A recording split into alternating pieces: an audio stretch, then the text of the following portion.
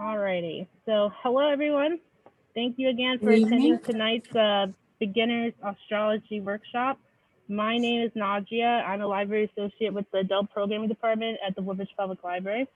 If you have any questions or concerns, please direct them to me in the chat. I'm listed as WPL librarian. So we're going to have all of our cameras turned off and our mics muted so that we can all focus on the presentation. But feel free to leave a question or a comment in the chat. We're going to read them off at the end of the presentation, and Vikki will answer them if she can.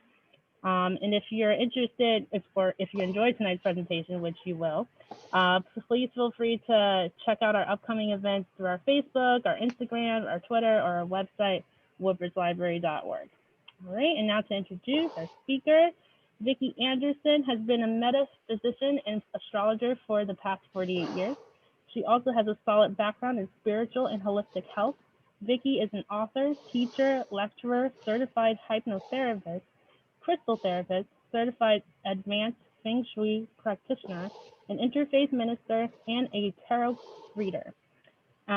Please feel free to send any questions you have directly to Vikki at vikkianderson.net, which I will drop in the chat as well. And please join me in welcoming Vikki Anderson. Everybody, good evening. Good evening. Okay. Hi, Vikki. Hi.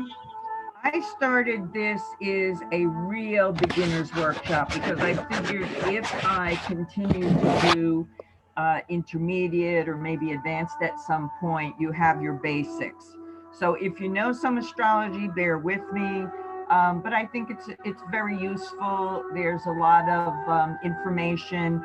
If for whatever reason, don't go crazy and trying to write things down. That's the easiest way not to remember things because you're concentrating on what you're writing down and not paying attention. So at the end, if you want, it's totally up to you, send me an email at vikkianderson.net and just put, I would like a copy of the presentation. I'll be very happy to send it to you. Okay? So it would be really good if you just listen. You can certainly take notes if you'd like to, but you do have the option of having the whole presentation sent to you via email. Okay? So we're going to start with sun signs. Now, a sun sign is determined by the month and day you were born within a given year. Obviously, your birth year. Being born on the cusp only means that you are 1 to 3 days before or after the change of the sign. You may possess the traits of both signs, but many times you don't. However, you are the sign that your sun sign is in from birth. So that means if you were, say, an Aries Taurus cusp person, if your sun sign was on the Aries side, then you're considered an Aries. If you're on the Taurus side, same thing. People think that when they are born on the cusp, they say, well, I'm an Aries Taurus cusp. That doesn't mean anything. All right. Go where your sun sign is. It has to be one or the other. You're not both. Now, astrology dates change yearly because we have 365 and a quarter days per year. So the dates change by a day or two. So the horoscope dates are constant, and sometimes you'll look one year Vikki, and not to distract you, but can you turn down the music? Some people are having trouble hearing. All right, let me see if I can get out of here. Hold on a sec. All right, let me just see. Hold on 1 second. I apologize for that. And where is everything? Where's the music? Oh, Lordy.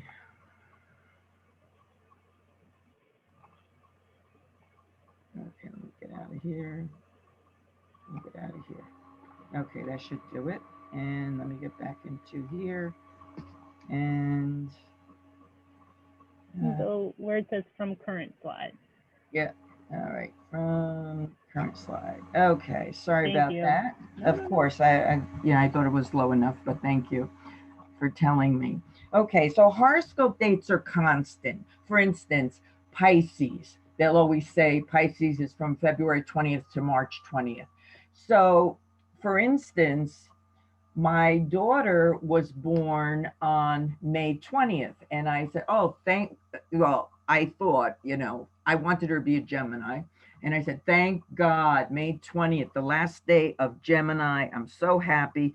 And that year, it was the first day of Taurus. So I was a little disappointed, but you got to go with it. But you just can't assume that, if somebody's born between this day and that day, that they're that particular sign, especially when it's at the beginning or the end, because the days do change. Okay. Why is this going down? Okay. Once established, your sun sign never changes, even if the current year has different horoscope dates. Your sun, now this is very important because a lot of people don't know this. Your sun moves 1 degree a year from birth, and there are 30 degrees in each sign. So most people go through 3 to 4 different sun signs in their lifetime. This causes their personalities, likes, dislikes, emotions, intelligence, and character to change throughout one's life. Most people think they are maturing when in reality, they're taking on the traits of their new sun sign. And for an intermediate or advanced class, all the planets do change every year as well. So, what I'm saying is, if there's 30 degrees in a sign, and you were born on your particular birth date, you were born on a date, like, say, for instance, me, I was born 22 degrees Gemini. Okay. There's 30 degrees in a sign. So for 8 years, I was a Gemini. And then the next 30 years, I was Cancerian. And then I was Leo. And I'm coming up to, I think I'm like 2 or 3 more years in Leo, and then I'm going to be Virgo, the only sign that that upsets me, and I'm going to be that for the rest of my life. So there's some karma for you. But so everybody, you are the sun sign you were born, but throughout your lifetime, everything changes because you ever hear anything like somebody says, well, you're not the man I married, or you're not the woman I married. You're not. Things have changed so much that your intelligence changes, the way you respond to a partner, the way you like art or clothes or makeup, or every different thing changes depending upon which sign you're in. So it's kind of fun to follow along, see where you are. And for instance, I thought Gemini, when I was small, was a very domesticated sign. I used to, I still sew, but I was doing curtains, and I was doing everything crafty for the house. And I said, oh no, Geminis are homebodies. No, they're not. But I was only a Gemini for 8 years, and then 30 for the Cancer. So it's a very interesting concept. Okay, so for Aries, if you look in the picture, the glyph or symbol is in yellow up on the top. So that's Aries glyph, or it's called the glyph, and it represents the ram. And these are the horoscope dates. Now, this is a forceful sign, much like a ram, lowering its head and blindly charging. Their motto is, I want what I want when I want it. Now, some of the keywords that I would use to describe Aries would be, they have a lot of willpower, they're impulsive, they have a lot of initiative, courage, energy, activity, and they rush headlong into things. And this is called a positive masculine sign. We're going to talk later about positive and negative signs and what they really mean. Now, if you're a Taurus, again, we have the glyph, the Taurus. It looks like, circle with little bullhorns there. Taurians are lovers of beauty and are often quite charming. They need money as security for the family and themselves. So a lot of times they work hard so that they have money in the bank. God forbid anything happens and they don't have that access to money. They do have money for a rainy day, and they feel like they're protecting their family, or, you know, being able to pay all their bills and what have you. They're very sensual, they're pleasure seeking, they're steadfast, they strive for security. The earth signs are one of the most nurturing of parents. They're overprotective of loved ones. They see red when provoked for a long time. You can get away with, you know, being a little crazy with a Taurus up to a point, and then leave them. Get out. It's not safe to be around a Taurus when they're mad. They're organized or not. Now, you will, to plainly say this, but this is very advanced. There are 3 sections of each sign, from the end of 1 month to the end, like from, I don't know, say, which this one? Okay, so say May 19th, okay, as we're just using Taurus, um, to the end of May. So there's 30 days. So that would be the first kind of Taurus. Then from 1 to 10 in the next month, the dates 1 through 10 are the true sign. And then 11 till whenever the sign changes is the third type. So I'm just trying to tell you that because some of you may disagree with the words that I used, but there are a lot of different aspects coming into it. So I tried to be as um, you know, not generic as possible. Okay, so you have the very organized Taurus, or you have the Taurus that doesn't care. You know, so there's 2 of them. We have the mental tenacity. They don't shy away from work. Very patient, reliable, and very thorough. And they're feminine masculine sign. Okay, so then we go to, oh, Lord. All right, we go to the twins, Castor and Pollux, but a lot of times you will see them um, written or put down somewhere as 2 women. They're supposed to be gentlemen or young boys. This is a dualistic sign. So people always think there's a good Gemini and a bad Gemini. Well, in reality, each twin has 6 personalities. So you have a lot of people running around there. You have people who have so many talents. They can do so many things. They're experts on lots of stuff. So that's because, you know, if you had 12 personalities, you would be able to do that. They're mental type, they're intelligent, witty, they love communicating, they're very mobile, they're always on the go, they love to learn. I've been teaching metaphysics for 48 years and I'm still learning because I just, you know, love that information. Very versatile, very adaptable, very inquisitive, spontaneous, and very chatty. The air signs, of which Gemini is one, are the talkers of the zodiac. So it's always good to know, if whatever sign you are, what a sign of someone else is, because if perhaps you're a Gemini and you're talking to, oh, I don't know, say you're talking to Scorpio, um, they'll listen to you, but they're going to, you know, they're going, after a while, they're going to be intimidated by your intelligence and by how much you talk, and you just might make them be a little more introverted. And so it's, I always go, when I go into classes, I always ask, you know, who, you know, what sign everybody is, so that I know how I can talk to them. And I always ask my clients as well, so that I don't scare them, so I give them the proper information, the way that they will process it. So there's a lot to astrology.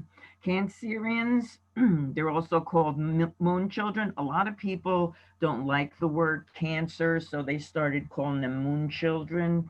The glyph up on the top are their 2 claws, and some people actually use that as the breasts of a woman, because that Cancer is, you know, one of the nurturing signs.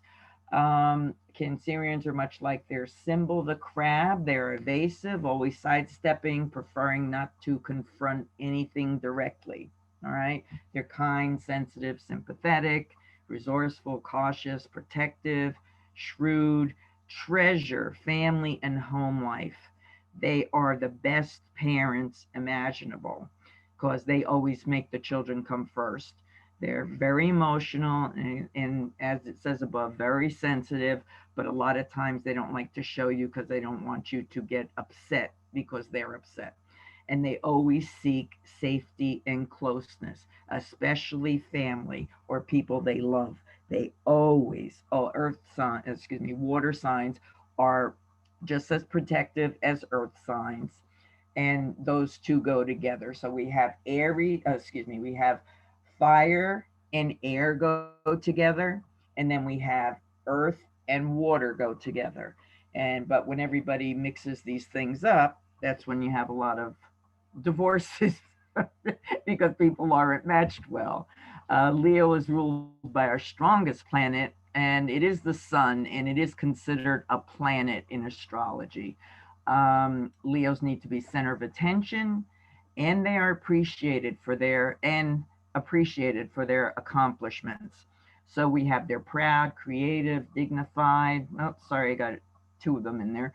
Graceful, determined, dramatic, generous, enthusiastic, expansive, very good organizers, especially if they're leading it because they are wonderful leaders. This is a positive masculine sign. And if you look at the glyph, there's two there. It depends which font you're using, how they come out. But basically, that's supposed to be the mane of the lion. Virgo. Now, the one that I use is the bottom one because I put in the ones that are accepted. I think that's probably from the font they're using. I've never seen it exactly like that, but as long as it's an M with a line through the last part of the M, people know it's Virgo. Virgo, the Virgin. Now, that doesn't necessarily mean that, she's um, a virgin, specifically. What it means is she has a lot of different things that she needs to learn. She's very naive. She might be very gullible, vulnerable. So she's learning like everything from scratch. But once they get it, they're very, very intelligent.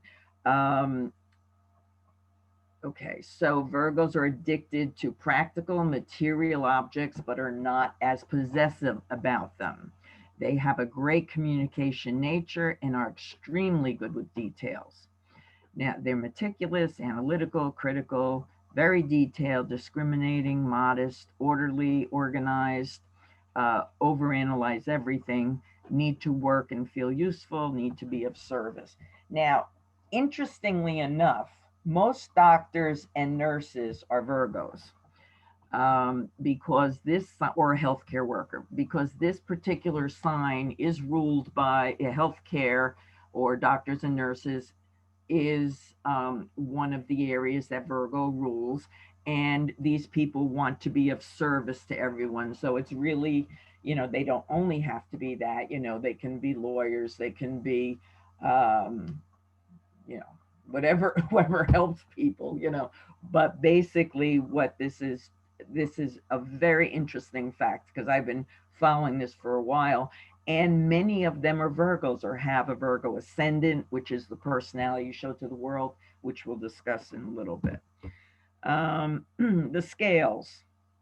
Libra is really not happy unless everything is balanced.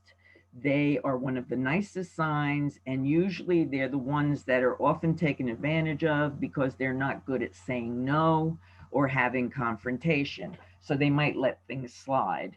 I consider them the biggest suckers in the zodiac, meaning they're too giving, too caring, too loving, too kind, too generous, too honest, do everything for everybody else, and hardly anybody does anything for them. So that's why it's easier just to say sucker than go through that all the time.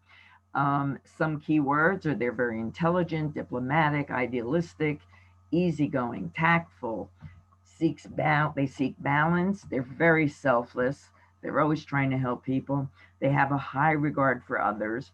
They need to be surrounded by beauty and harmony, or else it throws off the scales, and then they're unhappy, they're depressed, they're worried, they're insecure. There's a lot of stuff going on there. They do gravitate to buying items of quality, which means that they use their money or may save their money to buy the best of whatever it has to be. They believe in quality. They do like pretty things around them. And they figure if they're going to spend a lot of money on a particular item, it might as well last for a long time. So we have Scorpio. This is one that changes a lot with the November date for the ending. It has gone all the way to November 23rd. And this is an interesting sign because with this particular sign, you have three different aspects of the sign. So you have the Scorpion, the Phoenix, and the Eagle. So the Eagle is the highest version of Scorpio. It, flies high, can see everything at an advantage, all choices, all outcomes, and usually makes the best decision. The Phoenix, I don't know if you know people like this, but I do, that happen to be Scorpio. They do well for a while, then their whole life falls apart and they have to start again. And then their life falls apart and they have to start again. But these people, the Phoenix, they keep going, they have hope, they have determination, and they don't let circumstances keep them down. Now, the Scorpion is the worst of all of them because this is somebody who will sting you, will hurt you, will get you upset, and they're extremely non-forgiving. And if you did something to them, even if you apologized, you would never have the same relationship you had before that incident happened that you had to apologize for. They may accept your apology, but they will never forget, So this is a sign of true convictions, set in its ways, has very responsive nature, but hide their emotions. They tend to be very private people. So some of the key words are they're imaginative, they're subtle, determined, very intuitive or psychic, as most of the water signs are, loyal, trustworthy, they keep secrets, they're jealous, and they're possessive. And that's a negative feminine. Okay. So the Centaur is another dualistic sign, half man, half horse. So you have the nature of a human with intelligence. You have a nature of an animal that thrives on instinct. So they're friendly, they're fun, they're never afraid to try new things. They love sports of all kinds. They're very expressive, friendly, versatile, sincere, dependable, open-minded, outgoing, cheerful, jovial, optimistic. They love adventure and travel. They are considered the clowns of the zodiac, and they love to laugh. Okay, I don't know what happened here. Let me see something. Oh, there it is. They are positive masculine. Okay, and if you look at the glyph, it's an arrow, and that part that's going sort of diagonally there, that's the part that's representing the human part. So we have the arrow, which is,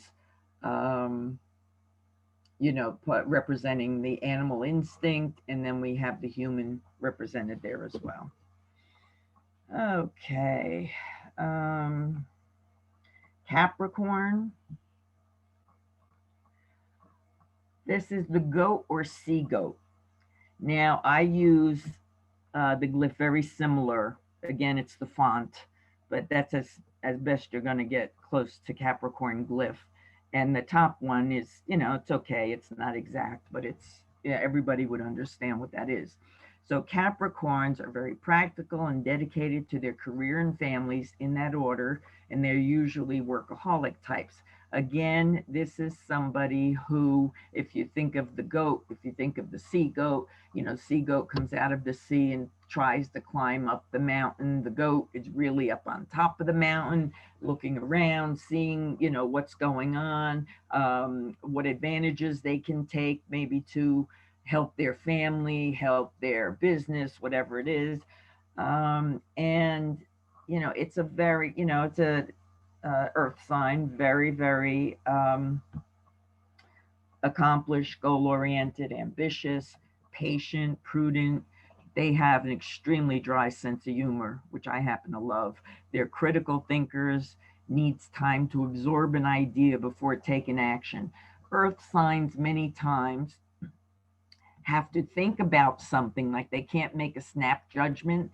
They'll think about something and all the pros and cons going back and forth. So that's what I meant. They have to look at all the different sides. And then once they take action, you know, once they make a decision, they will take action.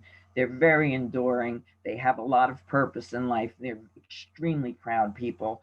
And this is negative feminine. We have Aquarius. Now, everybody thinks this is, most people, I can't say everybody, my students don't. Everybody thinks that Aquarius is a water sign because she is it's supposed to be he is pouring water out of that jug. The glyphs, the one on the top is taking some liberties. It's usually the one on the bottom. The water bearer is pouring knowledge wherever he or she goes. They are not pouring water. They do call her the water bearer, or him the water bearer, but in reality, he's pouring knowledge, any kind of information, very educated, very intelligent, very logical, very analytical, methodical, and they do use their common sense and reasoning ability a lot. So we have Aquarians, which is an air sign. They're positive, full of ideas, and they will convey them to anyone who they think are really interested. They love to share knowledge. So they're original, inventive, intellectual, friendly, independent, idealistic. They're the best mediators because they really can be non-judgmental, and they really can see both sides of the situation. They're revolutionary, not physically, but they have crazy ideas. You know, that the ideas of scientists or inventors or anybody, like say maybe in aerospace or what have you, they're usually 50 years ahead of their time in designing things, and it takes mankind almost that amount of time to understand what it was that this person invented, and then it turns out to be a really great invention. They do see very far into the future. They're very unconventional, and they're loving and caring to family and friends, and they're positive masculine. Pisces is the last sign, the last dualistic sign. There's only three. There's Gemini, there's Sag, and there's Pisces. They have very strong, deep emotions and often need to escape from the daily struggles of life. Extremely creative types. They're compassionate, empathetic, psychic, sensitive, helpful, sociable, adaptable, hard to pin down. Many become writers, actors, poets, or artists to bring fantasy and illusion into their lives to escape from reality. A lot of Pisceans, you have one that's, this is a little wrong because one fish's head is facing heaven and the other one is facing the water. So you have two different personalities. This is one that's good and evil. So you have one that's very spiritual, very intuitive, very knowledgeable, loves mankind, wants to help, very feeling and compassionate. And the other one really is out for himself. How can he turn something to his or her advantage? So it's more about, and they keep a lot more secrets. Water signs always have secrets, excuse me, but But this water sign, when a Pisces is keeping secrets, it's either that someone has asked them to keep a secret, but mostly it might be something that maybe isn't on the up and up. So, that's why they keep the secret. But if you want to just put it like I put it, it's spiritual versus mundane. Mundane means our everyday life, um, things that we have to deal with in our everyday life. And spiritual, of course, is there's so many different avenues to spirituality, but you have one positive and one negative. So this is a negative feminine sign. Okay.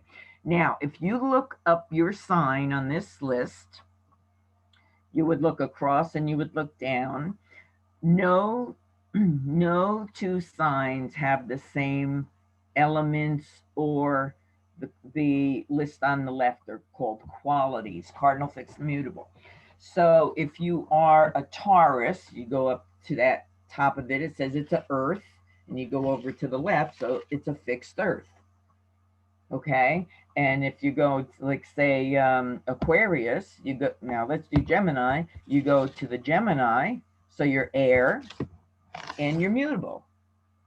All right. So there isn't another mutable air. So everyone is really very different from each other. The same element, fire, earth, air, water, is your best match. That's your A+ match.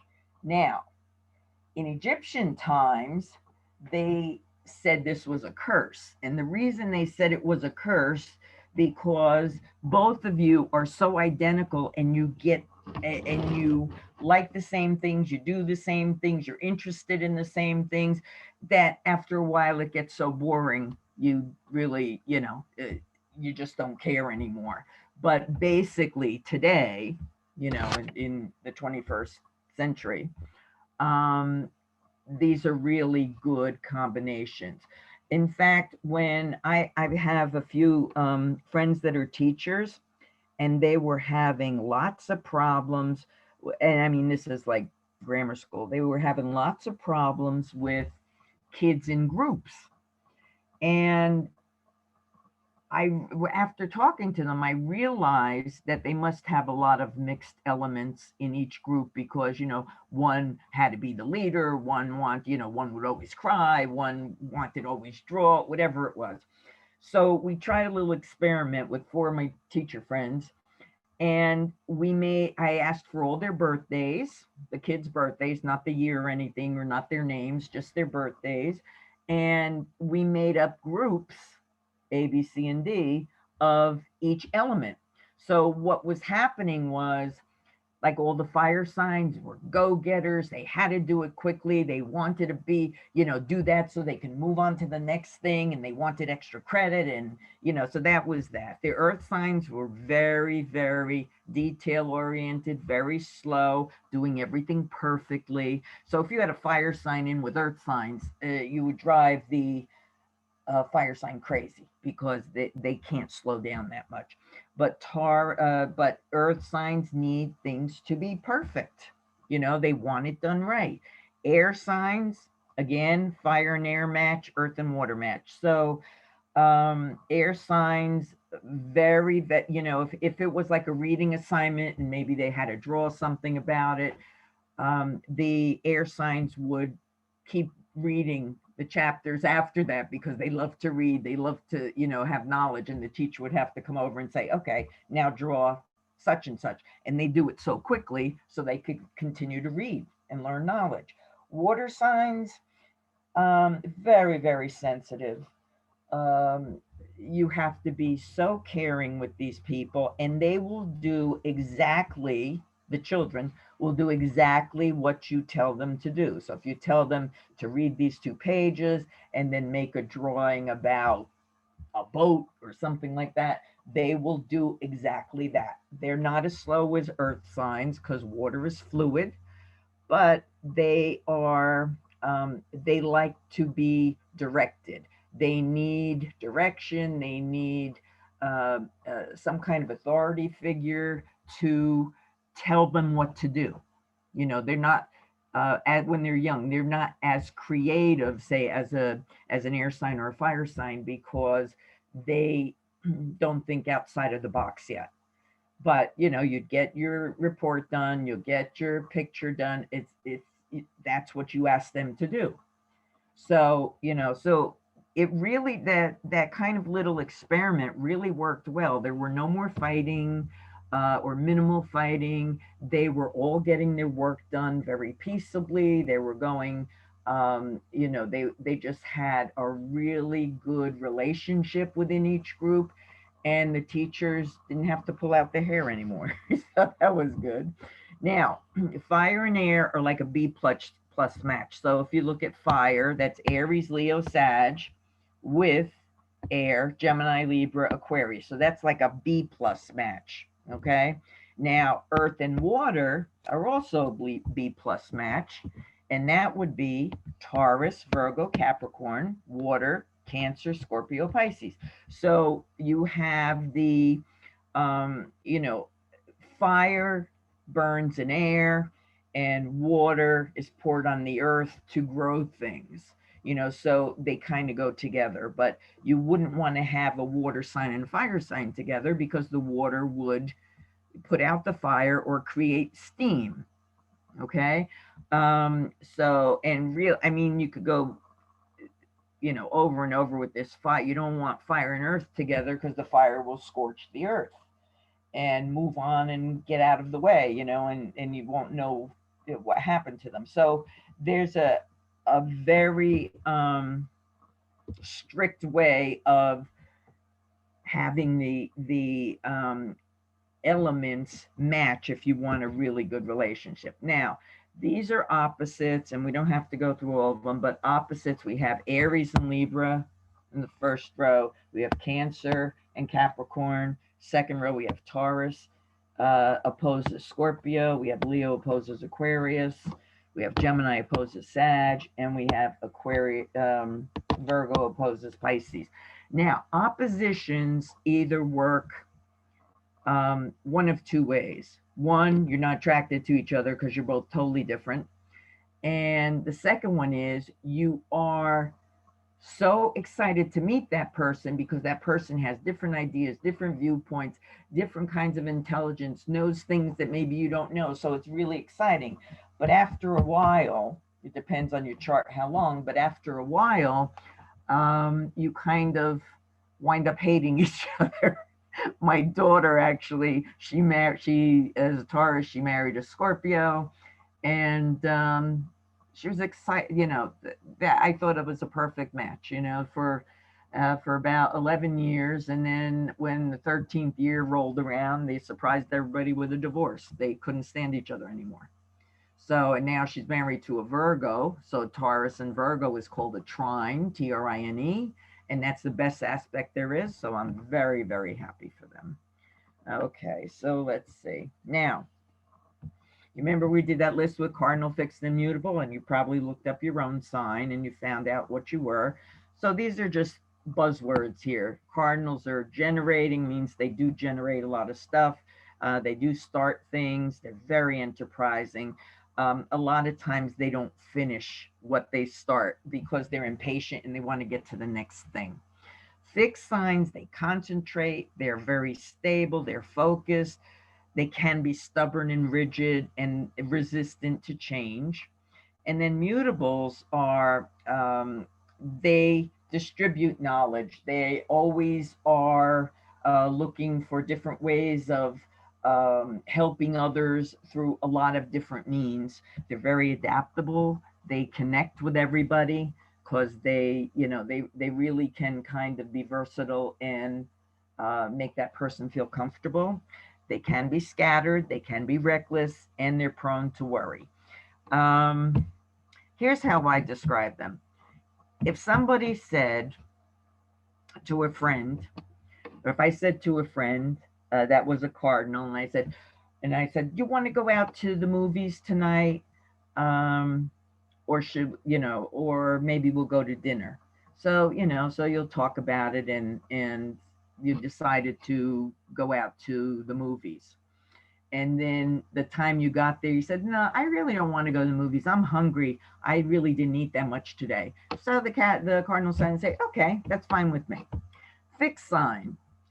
If you ask the same question, so, you were supposed to go to the movies and you wanted to go to dinner instead, the fixed sign will say, you know what, I'm in jeans. I didn't expect to go out to dinner, so I didn't put on, my best outfit, and I didn't put on I didn't do my makeup well, and we already said movies, so we got to do movies. It's very hard for them to change, especially last minute. Mutable sign, same scenario, movies or going out to dinner. So the person comes over and says, I'd really rather go out to dinner than the movies.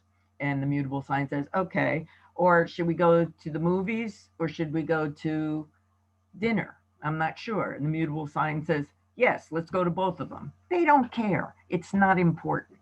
If it's a major issue, they certainly will give it more thought, but they're very accommodating to people. Um, they just want to be friends. They want to hang around. They want to, you know, be good guys. So the cardinal signs, which are there, Aries, Cancer, Libra, and Capricorn, usually restless, goal oriented. They're leaders with grand ideas. They need to be noticed in some way. They're not good at staying in the background. Possible jobs could be politicians, idea person, legal field, explorers, entrepreneurs, corporate position, and many of them are millionaires because they do take a lot of risks. Fixed signs, Taurus, Leo, Scorpio, and Aquarius. Fixed signs tend to be concentrated, stubborn, persistent, adamant, detail oriented, and like staying in the background. Some typical jobs for fixed signs are accountants, astrophysicists, designers, ecology field, animal welfare, charity work, biology fields. Okay. Mutable, Gemini, Virgo, Sag, and Pisces. These people are adaptable, versatile, talkers of the zodiac, and think outside the box. Great at multitasking. Possible jobs, writers, actors, medical field, artists, teachers, or lecturers. Elements, as we have been saying, fire, earth, air, and water. There's only 4 of them. Now, fire signs, positive polarity, Aries, Leo, and Sag. They're inspirational, self-motivating, and future-oriented. Love to travel and experience new places, start a million projects, finish some. They need a constant excitement or new adventures to keep them interested and motivated. They're very charismatic and charming, and it's yang energy, so that's outgoing personality. We have earth signs, negative polarity, and that's Taurus, Virgo, Capricorn. So they're practical, conservative, often materialistic. And it's not that they're being, what's the word? Like they're not hoarding wealth, or they're not, they don't think that, money is everything. But as I said before, they do like money in the bank as a form of security for their family. They're very family oriented, most nurturing parents of the zodiac. They're yin polarity, so they're more sedate and introverted. They're behind the scenes, and they, really don't mind if they don't get the accolades maybe that somebody else gets. They're just happy their family's okay, everybody's healthy, I got money in the bank, we're doing fine. So that's a little different than the fire signs. Air signs, intellectual, people oriented, communicative, talkers of the zodiac. Some think they have ADD or ADHD because they are always multitasking, even when they are relaxing. Bored easily and can get overwhelmed by all their unfinished projects, and their yang energy, outgoing, chatty personalities. When my daughter was young, I taught her, when she was 3, actually, I taught her a lot of tarot, astrology, feng shui, this kind of stuff. And one day she came to me and she said, I don't know what you did, Mom, but you raised me to be ADHD. And I said, what do you mean? She says, well, I can do a million things, and I'm doing this, and then I'm doing that. Then I leave this thing, and I'm on the phone, then I'm watching TV, then I'm doing homework. And I said to her, well, you have a Gemini personality, and that's the rising sign or the ascendant. And I said, so that's what they do.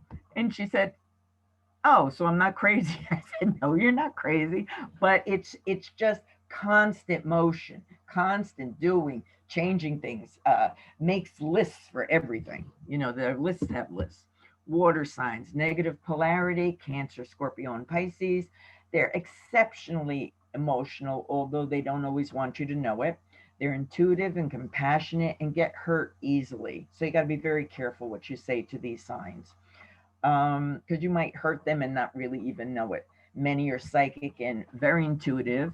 They're spiritual or philosophy oriented.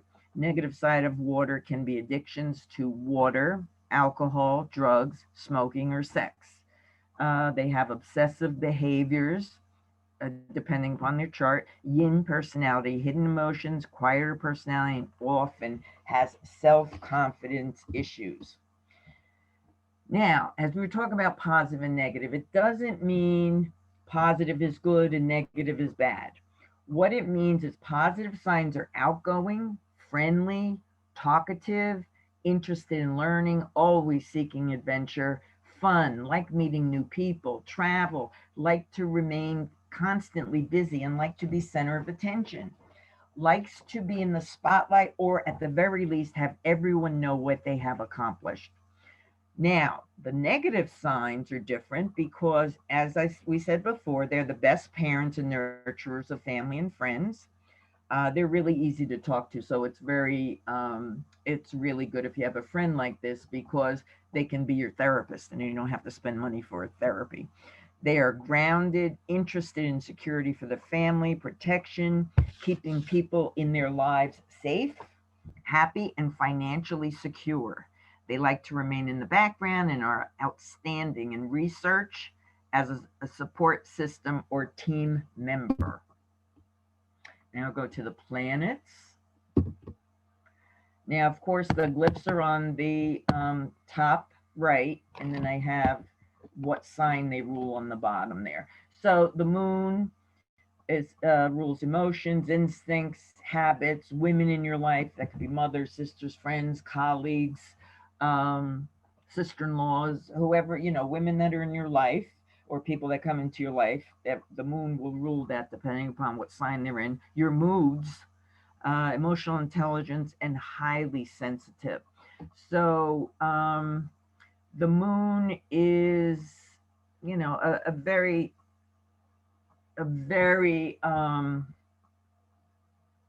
an interesting planet because it's really called a light. The sun and the moon are called lights. So they're a little different than the real planets. But this does change your emotional intelligence, how you feel about things, how you dress, if somebody says, oh, you look really great in blue, so then you start thinking about, well, I got this compliment, maybe I should get more blue things, or maybe, they like to be not always complimented, but they're very insecure and very sensitive, and they have many times lack of self-esteem. That if you know somebody's a Cancerian, just compliment them and they'll be your best friend, and it helps them too.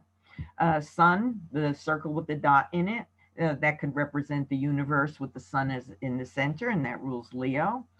Vitality, positive energy, ego, your core inner being, creativity and self-expression, and optimism. Mercury. So we have Mercury, which rules Gemini and Virgo. There's only two planets that rule two signs. So Mercury rules Gemini and Virgo, but as you remember in that Earth, in the elements and the cardinal, oh my goodness, in the elements and the qualities column, every sign is different. So Gemini and Virgo, even though they are ruled by Mercury, they're ruled by different aspects of Mercury. So they're intellectual, logical. They love to think a lot. They're talking, idea-oriented, communication, talkers of the zodiac. So if you have a Gemini Mercury, very intelligent, learns a lot of things, got through school fast, has to go to the next thing, you know, always wants to be current, wants to have a lot of friends, etc. A Virgo is more, they step back more because they're negative sign and they're good researchers. They want to make sure of everything. They have lists that, you know, if they don't finish things on their list today, it goes on their list tomorrow. Organized. They, you know, so if both of them were writers, the Gemini would be writing about, you know, world adventures and travel and, you know, just exciting stuff. And the Virgo might write different textbooks, you know, or how-to books because they're very interested in people learning correctly. And they're really, you know, I have a lot of Virgo friends, which usually doesn't jive with Gemini, but all my planets are changed now. And it really I'm a Gemini, so it kind of gave me a different outlook. You know, maybe I don't have to be so fast in this. Take your time with this. Maybe you can see different points of view. So that's, you know, it's always interesting to see what your planet does and try to see a different perspective of it because it's really very interesting. Now, Venus is the second planet that rules two signs, Taurus and Libra. So they represent pleasure, romance, love, femininity, harmony, and need to buy quality items. Venus on its own represents harmony, peace, balance, beauty. If I remember correctly, Elizabeth Taylor's chart, she had Venus very close to the ascendant. So if you have Venus there, you're beautiful. I mean, there's no two ways about it. You're just beautiful. And the Taurus, you know, it takes a more stable and grounded look at that. And the Libra loves, you know, nice clothes, nice jewelry, nice things. And not to, and sometimes they go to excess, but they don't mean to. It's just they need to have that pair of earrings. They need to have those beautiful shoes that go with this gown or what have you. And the Taurus is much more centered and much more realistic of what he or she really needs. All right, Earth, no attributes assigned to Earth. It's called, if you're doing a chart, it's called a geocentric chart, which means it's Earth centered. So if you think of our universe as the sun being the center of our universe, you have to convert that in a chart that the Earth is the center of the universe and all the planets, including the lights, the sun and the moon, go around us. So that's a different perspective. It's just a nice place to live here. So yeah, I just want to show you the symbol. You really don't have to deal with that too much, but you know, when people are memorizing the planets and they leave out Earth, it kind of bothers me. I don't know why. Anyway, Mars rules Aries. It is Mars is aggression. They're very argumentative. They represent drive, sex, lust, desire, competition, courage, and action and reaction. Aries is the first sign of the zodiac. Mars rules it. I want what I want when I want it. So, you know, Mars is constantly, and it's a fire sign, so Mars is constantly doing a lot of stuff. And if that bores them, they continue to do other stuff. But if you have a very pronounced Mars in a woman's chart, that mean, you know, they're those independent, rebellious vice presidents of corporations. They're self-made women. They run everything. They can't stand anybody telling them what to do. So Mars, you know, in a man is similar, but in a woman, it's very noticeable because they have to take charge. They just have to. It's in their DNA. They need to lead. They need people to follow them. And it's very hard for them to follow others. Jupiter, the best luck planet, rules Sagittarius, one of the luckiest signs. It's luck, growth, expansion, optimism, excess, achievement, overabundance, and religion and spirituality. Depending upon where your Jupiter is in your chart, that's the luckiest area of your life. And so it's always interesting to see where your Jupiter is. Jupiter always turns things around. If something is bad or negative that's happening, and Jupiter is involved, it always irons it out. It always makes it a lot more positive than you thought possible. And usually it turns out better and starts you down another path that you never thought about. So whenever Jupiter's around, it's good luck. Saturn, on the other hand, is rules Capricorn, a lot of limitation, boundaries, structures, discipline, responsibility, authority, karmic lessons, workaholics, hard lessons of life. With Saturn, you are constantly given challenges throughout your life, constantly. If you deal with it and you move on, you never have to deal with that kind of challenge again. If you handle something, you think you handled it, but you really didn't, you ignored it, you didn't finish it, or whatever it was, then the universe will keep giving you the exact same types of situations until you master them. And if you don't master them in this lifetime, it's going to be a karmic lesson in your next lifetime. So whatever you have to, learn, just learn it and move on. You don't want to have, negative people from this lifetime, maybe that hurt you, or you won't forgive them for something they've done, or black sheep of the family, whatever it is. If you don't forgive them truly before you die, then they're going to be one of your karmic lessons in the next lifetime. So I know the people that I have in my life. I have three of them that I have a list. So if I'm on my deathbed, give me that list. I gotta forgive these people, because really, if you can't stand them in this lifetime, whether it's a situation or the person, it's going to be so much harder in the next lifetime, because you still have to learn that lesson. So you didn't get the full brunt of it this lifetime, so they're going to give it to you next lifetime.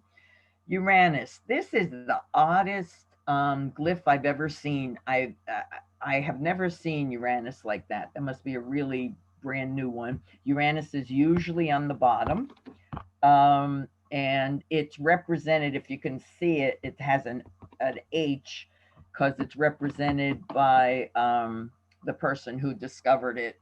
His last name was Herschel. I forgot his first name right now.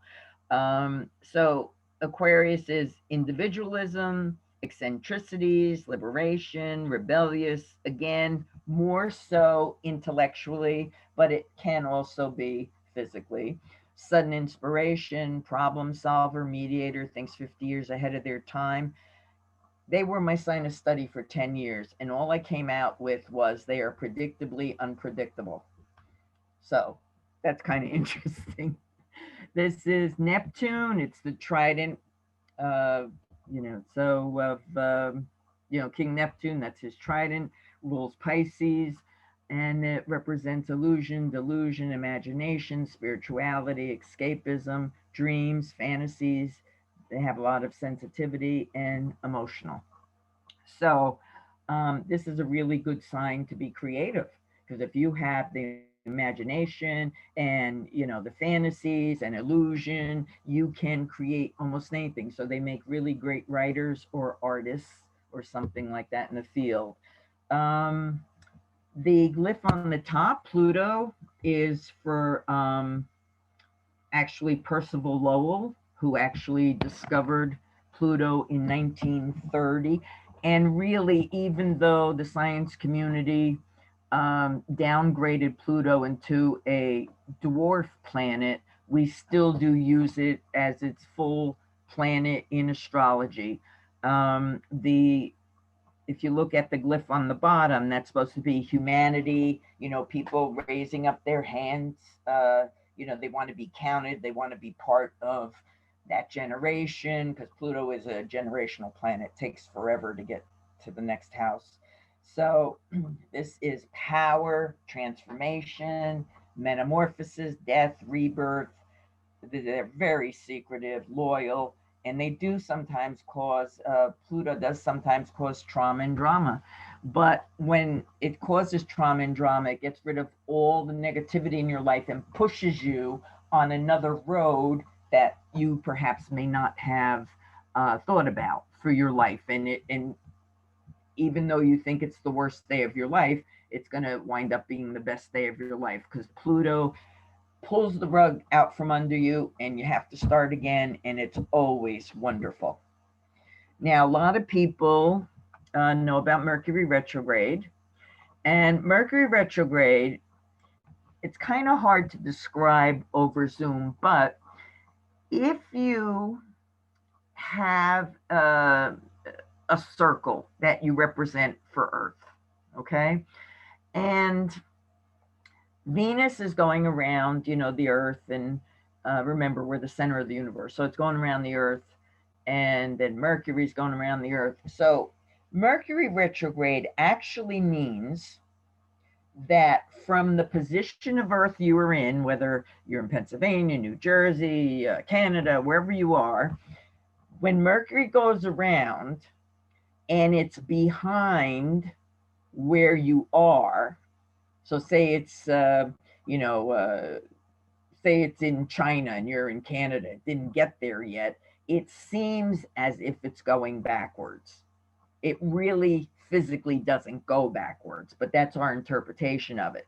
So when Mercury goes retrograde, and there are the dates on the bottom when they will be retrograde this year, it's never a good idea to sign contracts, make appointments, do anything that's very important, including making important decisions, buying a house, renting, doing anything, going on a trip. If you do have to go on a trip, make sure you, you double and triple check, because there'd most likely be delays or problems, or there's too much traffic or something. You miss your plane, there'll be something going on. Again, if you must do something very important during a retrograde, double check your facts and figures, have backup plans. Also, give yourself extra time to get to your destinations in case of delays. I had one friend, I wasn't happy about her going on a trip to wherever she was, down one of the islands, and during a Mercury retrograde. And I said, just be careful, da da da da. Well, make a very long story short, it started out, the limo that picked her up had a flat tire. He didn't have a tire in there. They had to wait for another limo to come. When they got to the hotel, uh, everything was wrong with the room. They had to be transferred to another room. And then this doctor comes up to her on the beach and said, this is not a line. I'm a doctor and you have to get to the hospital right away. She said, why? And she looked at herself. Her body just about doubled in size from the sand fleas, and they were very infectious. So, and there were a few other things, but she said, no, we had a great time. But then she was telling me all these things. I said, wow, at least you have low expectations, so things do happen. You can get through it, obviously, but just expect something that is going to be a little negative. And it does affect communications. It does affect computers, writing, talking to people. So when you talk to somebody, or maybe you're having an argument, which is not good during a Mercury retrograde, make sure you're saying what you want to say, because many times during a Mercury retrograde, if you're having an argument, you'll break up because he's saying something to you, you're saying something to him, and it might not be exactly what you wanted to say to each other. And Mercury retrograde makes you misunderstand communication. So, and it also rules short distance travel. So you don't want to be, doing a lot of errands or going out of your way, to go shopping or what have you, because if you shop, you're going to be buying the wrong things. It's going to be the wrong price. It's not going to fit right. There's so many different aspects of this, but if you can just do, I tell my students to do, whether it's cleaning or fixing things up or doing paperwork or organizing, whatever it is that's not going to be affected by the Mercury retrograde would be really good to do. Otherwise, just be very careful. Okay, let's see what we got here. Now, this is an interesting chart because every state has a sign. Now, remember, fire and air, earth and water get together. I've always lived in New Jersey. I recently moved to PA, and both both states are Sagittarius. They both oppose me, so it takes me 10 times longer than normal people to do certain things. So your best state, of course, would be your sign. And then you have the rest of the fire and air or earth and water to deal with, that you can have to pick. There are no Aries and no Libran states, which I really find interesting because they're opposite. So what happens to one happens to the other, and both of them aren't in this. Okay, let's see here. Now, this is a nice chart because, excuse me, because you can rate your relationships, your friendships, your family relationships, or what have you. It's a very simple chart. If you're doing it with a couple, the woman's on the left and the man's up on top. And you just, go across to, okay, you're Cancerian, your woman Cancerian, and you are, let's see, your woman can't, let me get the Gemini. Okay, so Gemini, say to Cancer, or Cancer to Gemini, that comes out blue. So it says an awkward love match. And of course it would be. One's air, one's water. They don't even see each other. One's up in the sky doing whatever they want. The water is very secretive and stays private. So it's kind of a cute little chart. Now, first house is that line there where the little line is pointing to is called the rising sign or the ascendant. The rising sign or the ascendant is the constellation on the horizon at the moment you were born. Okay. Then we have the medium coeli, which is the 10th house cusp. That's your status in life. And that is your drive, your ambition, your goals. The descendant, which is opposite the ascendant, the 7th house cusp, is your relationship. 7th house is business and personal partnerships, including marriage. And the 4th house cusp, the mum coeli, is home life. So those are all cardinal signs. So they are the most important parts of the chart when you first start doing charts. Now this kind of tells you what each house stands for very briefly, because I see we don't have that much time, but we're almost done. The first one is, now the first house is from the line where the red starts to the line where the red ends. So it's line to line. And then the second house would be from that line to the next line. Okay. So the first house is the personality you show to the world, not really your personality. It's maybe you want to impress somebody. You want people to think you're smarter, you're better, you're prettier, whatever it is. This is not you. You're protecting the real you, which is your core inner being. Finance, all your money, whether you're good luck, bad luck, whether in this lifetime you're going to have money, if you're not going to have money, if you're a spendthrift, if you save, everything would come out in that house. Third house is communication, just like we did with Mercury retrograde. It's talking, it's communication, short distance travel. It's also family members, your relationship with family members. Home life is your home. Home life also represents your mother. And opposite home life is the 10th house, which is career. Opposite home is business, and that also represents your father. So it's you can kind of tell what kind of relationship your mother and father had at the time you were born, whether it was stressful, whether it was really happy. It's kind of interesting to see that. Then we go to the fifth house, which is creativity, fun, and children. So that's kind of a fun one. Sixth is a Virgo house, so it's health. All right. It's health, it's exercise, it's dieting, it's doctor visits, how you take care of yourself. Um, Everything that relates to your health would show up in this house. If you had Pluto in this house, like we discussed before, you would have many, many, many problems in this lifetime that you would have to deal with. Okay. Partners, husbands, wives, significant others, romantic partners. Living together is considered a marriage because when astrology and tarot were came into consciousness of the universe, they did not have any such thing as living together. So we call that a marriage. It also is business partners. So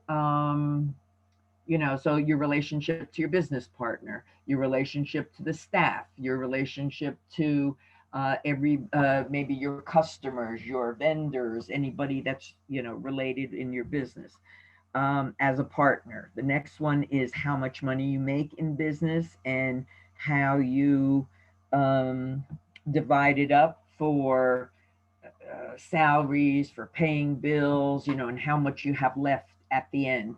And when you have some money left at the end, opposite is the finance house. So that means that somebody in your family is going to ask you for money. So, so you got to just kind of balance that out. Spiritual, Sagittarius is spiritual, philosophical, higher education, lectures, seminars, workshops, training in some way. So it's, and foreigners. And I have my Jupiter in this house, and all my best friends are foreigners from other countries. So I always thought that was kind of fun. Career, career, is it going to be a good career? You're going to have to work hard. Are you going to make a success? And also your father. Community. This is hopes, dreams, and wishes, first of all. Then it is friends, groups, and associations. So if you say, well, I'm not in any group, so this might be indicating this is a time to start a group, join a group, be in some other kind of part of the community. Maybe that's creative. And by meeting these people, they might help you, you might help them. It's it's constantly giving you opportunities. So this is saying not to be alone. And the 12th house is really about, if the sixth house is health, opposite that is the hospital. It's hospital, it's jails, it's nursing homes. It is any place of incarceration or long-term stay. It is also operations. And it does rule mental moods as well. Whether you're depressed, whether you're happy. Usually in 12th house, it's more about questioning a lot of things in your life, but maybe not having the ability to change them, or you think you don't have the ability to change, but you certainly do. Now, this is a very good chart for any beginner. You have the sign, what house the sign rules, what element it is, what a quality it is, and if it's a plus or minus. So say, for instance, we go to Scorpio. You got the glyph there, so you know how to write Scorpio. It's a water sign, it's fixed, and it's negative. So with this chart, at least you know all the negatives will get along and all the positives will get along. So that's kind of easy for that. That's all I want to say about that one. Now, this is, I think we just got two more things. Okay. So this is called an equal house system, which means every house is exactly the same size. So if you look, there's all Pisces, there's all Aries, there's all Taurus, and that's usually not how a chart works, because you can have up to 3 signs in one house. So I put the next chart to show you what a real chart would be like. So you have the ascendant, the AS is the ascendant, it's in Pisces. You're continuing down in the pink, that's Aries, and you're continuing down into the green till the next line, and that's Taurus. So you have Pisces, Aries, and Taurus in one house. And you see how big that house is? And look at the third house. Look at how small that house is. So the bigger the house, which professional astrologer can translate into the equal house system, but the bigger the house, or the more planets there are in a house, are your more important, would be the most important for you. So in this particular chart, it looks like the seventh house, we have Mercury, we have the Sun, and we have Venus, and we have in one house, and I don't see any other houses that have three. So partnerships are very important to you in this lifetime. And if you look, it's ruled by Scorpio, Libra, and Virgo. So there's a lot of different aspects, to charts. And again, I'm just giving you a brief overview. Now, this, if you want, I've done it and it's really good. These are free astrological charts with like 3 or 4 page reports that you can go on astroseek.com or astrolab.com. And if you do not know the time you were born, you could do 2 things. One, use 12 noon because it's the middle of the day, and that's what professional astrologers would do if you absolutely cannot find your birth certificate. Otherwise, you go to the health department of the city where you were born, and you ask for the long form birth certificate, and it will have like your mom and dad's name and your race and the time you were born and everything else. And it only costs like between $10 and $25. And every 4 minutes makes a difference in a chart. So even if you're off by, say, 15 minutes, it could move so many things in different houses. So, that won't be you. So I think that's very important for people who want to do a chart. Get it done right. Why do it at all if it's not going to be right? And for a chart, you need, of course, your name, the time, AM or PM, very important, you were born, the city, town, or country you were born. I get a lot of foreigners as clients, and I have to convert where you're born one place and then you live somewhere else, your chart changes. So if somebody was born in the Ukraine and they moved to New Jersey, those are 2 totally different charts. And the one in the Ukraine doesn't matter anymore because you're not there. So, there's a lot of different converting and stuff. And then the last one, of course, is the date you were born. So those are the things you need. But, go on the site, those 2 sites there, and, get some free astrological charts. I do sell very detailed charts on my site, but these 2 here are free. And I think that's it. Let's see. Yep. Okay, so let me just, if anybody has any questions. Okay. Do we have any questions that I might answer? Yes, we have a bunch of them in the chat. Okay. All right. If I don't get to everybody's questions, feel free to write me at vikkianderson.net, and I will answer them privately for you. And remember, if you want a copy of this presentation, just email me and just say I'd like a copy of the presentation from last night or from Woodbridge. I'll be happy to send it to you so that you have all the information.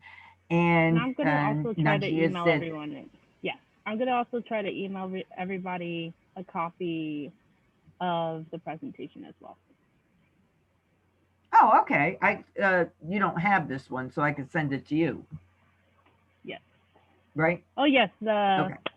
I'm gonna email everyone a copy of the video, but if Vikki gives me the PowerPoint, I'll email you the PowerPoint and the video. It all depends. Okay. What you want. Thank you. No problem. Okay. So give me a question. Okay. Starting from, I believe this is pronounced. Excuse me. You sound a little low. Are you away from the microphone? Let me switch up. Let me switch up my earphones. You know how you have everything ready to go, and then it just decides to not work anymore. Let's go with, okay. All right. How do I sound now? Oh, perfect. Perfect. Okay. Okay. So the first one's from Kristen. Is the changing of your sun sign similar to Saturn's return? How long do you spend in each sign? 30 years. As I said, there's 30 degrees in each sign, but depending upon where the degree of where you were born, as I said, I was born at 22 Gemini, so I was only a Gemini for 8 years until I went into Cancer for 30 years. So a whole sign is 30 years, but when you're born, you're usually not born at 0 or 1. So you have to figure out how many years. So you subtract the degrees from 30, and that tells you how many years you were that particular sign before you went to the next sign. Okay. Can you go over how exactly the sun moves through the signs? This one's from Melissa. What does that mean? Oh, I don't know. She's asking, can you go over how exactly the sun moves through the signs? I guess how the sun changes to go to the different signs, or how you can be a different sign. The zodiac is on the ecliptic, so the sun goes through each of the constellations as it, just like the rest of the universe is going around it, and you get, at the end of the year it goes through every sign. So I don't know exactly what she's asking, but other than it just following the ecliptic, which is the constellations are in line with our equator. So it just goes around like any other planet would go around. Yes. And then someone asked, Michelle asked, do you perform personal readings? Absolutely. Go on my site, Yes. VikkiAnderson.net, and you can find out all the information. Marie asks, how does negative positive work in the signs? I think you may have gone over that with yeah, I had the a whole section on that. So, yeah. Yes. Yeah. So that one I think's the answer. Yeah, positive are the air and fire, and the negative are the earth and water, and they should really never be mixed. If you want a very calm and harmonious relationship. But not everybody does that. So then you have to learn how to live with the differences. Kristen asks another question. So each planet has an associated, or I guess she meant each sign has an associated planet. But what happens when a different planet is in this sign in your chart? For example, Mars in Aquarius. Well, that's why you have to learn all the aspects of each sign, all the aspects of each planet. You have to know the elements, you have to know the qualities, because it's up to the astrologer to interpret what Mars in Aquarius would be. So Mars is the fighting planet, and it's an assertive, aggressive planet. It has a lot of male energy, but in Aquarius, it's going to be calmer because it's a mediator. Mercury's mediator, intelligent, would rather deal with things on an intellectual level rather than a physical level. Very honest sign. Aquarius, very honest, would be very upfront with you. And Mars, usually ruled by Aries, is usually very impulsive and just does its own thing and usually gets in a lot of trouble. Then the other thing you have to realize is, what house is it in? So where is this energy? Is it in your home life, in your family, in your work house, in your money house? So there's a lot of different aspects to this. But you just kind of, what the planet is, what house it's in, what the sign is, and it all comes together. Melissa asks another question. why does the retrograde affect us so much? Is it due to the energy shift? If so, what exactly does the energy do? How do you evaluate the LGBT community for compatibility? So that was like 3 questions. Well, give me the first one. Give me one. So the first one was, why does the retrograde affect us so much? Well, because the planet's going backwards. So if the planet's going backwards, it's like you're driving down the street. You're going forward, you're doing fine. You start driving backwards, there's going to be a lot of trouble. You know, either going to hit another car or there's going to be some issues. So when Mercury is retrograde, and every planet can go retrograde except the sun or the moon, but it brings out the most negative aspects of that planet. So with Mercury, third house ruler, it would be, you know, short distance travel, signatures on things, family issues, you know, just whatever, you know, third house stands for. And everything would go wrong because the energy is not positive at that time. It's not going in the exact orbit that it should be. It's slowed up, and from our point of view, it looks like it's going backwards. And I don't know what else to tell you. It's just, it's the energy is not at full strength, and it's negative. So, you know, as I said, you're going down the street, you're going forward, you're doing great. You start going backwards, there's problems. That's the easiest analogy I can come up with. Awesome. And then her second part of the question was, how do you evaluate the LGBT community for the compatibility? So I think with the relationship chart, how it was man, I think woman on the side, man on top. How would you evaluate that? Then you would just substitute, if there were 2 men or 2 women, you would just substitute the man and the woman part. I mean, it's just, you know, that was a traditional chart. You could have one with 2 men, you could have one with 2 women. It doesn't matter, you know, transgender, whatever. It's their sun sign that we're dealing with, not them personally. All right. And let's see. Well, I don't know if this is a question. Should you look, Roseanne asks, should you only look at your sun sign? I'm Sagittarius sun, Pisces moon, Aquarius rising, Capricorn Venus. Very difficult combination. I guess she's asking, how should she interpret her own sign? Like, how should she figure out what she is? Depending upon her age, she's not a Sagittarius anymore.